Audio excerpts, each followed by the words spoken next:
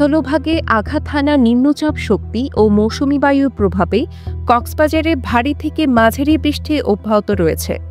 আবহাওয়া অফিসের তথ্য মতে গেল ২৬শে মে থেকে ২ জুন পর্যন্ত কক্সবাজার জেলার সর্বমোট বৃষ্টিপাত রেকর্ড করা হয়েছে ৬১৮.৯২ মিলিমিটার। টানা এই বৃষ্টিপাত ও অতিরিক্ত পাহাড় কাটার কারণে তৈরি হয়েছে পাহাড় ধসের সংখ্যা। এতে চরম আতঙ্কে দিন কাটাচ্ছে পাহাড়ে বসবাসকারী ১.৫ থেকে ২ লক্ষ মানুষ। ঝুঁকি এড়াতে পাহাড়ি এলাকাগুলোতে ইতিমধ্যে মাইকিং করেছে জেলা প্রশাসন। কক্সবাজার আবহাওয়া অফিসের সহকারী আবহাওয়াবিদ আব্দুল হান্নান বলেন, ভারী বৃষ্টিপাত অব্যাহত থাকায় পাহাড় ধসের সংখ্যা তৈরি হয়েছে। তাই পাহাড়ে ঝুঁকিপূর্ণভাবে বসবাসকারীদের নিরাপদ স্থানে সরিয়ে নিতে সরকারের সংশ্লিষ্ট দপ্তরকে জানানো হয়েছে।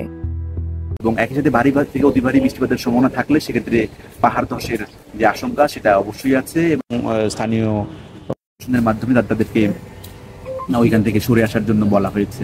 শুধু কক্সবাজারের স্থানীয় বাসিন্দা নয়, এদেশে আশ্রয় নেওয়া রোহিঙ্গাদের একটি বিশাল অংশ ঝুঁকি নিয়ে বসবাস করে পাহাড়ে।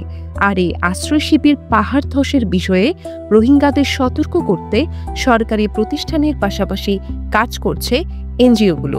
এই বিষয়ে কক্সবাজারের জেলা প্রশাসক মোহাম্মদ সালাউদ্দিন বলেন, পাহাড় ধসের ক্ষয়ক্ষতি এড়াতে ঝুঁকিপূর্ণ এলাকাগুলোতে উপজেলা প্রশাসন, পৌরসভা ও সিপিপির মাধ্যমে মাইকিং করা হচ্ছে। জেলা প্রশাসক বলেন, পাহাড় ধসের ঝুঁকি কমানোর জন্য রোহিঙ্গা আশ্রয় শিবিরে ১৬টা সহ পুরো জেলায় ৭১টি আশ্রয় কেন্দ্র প্রস্তুত রাখা হয়েছে।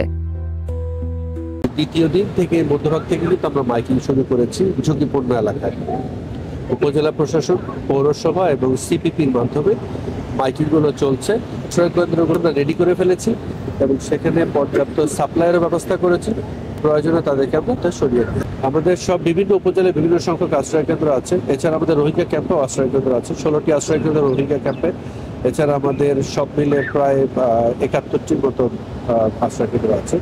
২০২৪ সালে কক্সবাজার জেলায় টানা বর্ষণের ফলে একাধিক পাহাড় ধসের ঘটনা ঘটে, যার ফলে অন্তত ২৭ জনের মৃত্যু হয়েছে, যার মধ্যে এখানকার স্থানীয় সহ রোহিঙ্গা শরণার্থীরাও ছিলেন।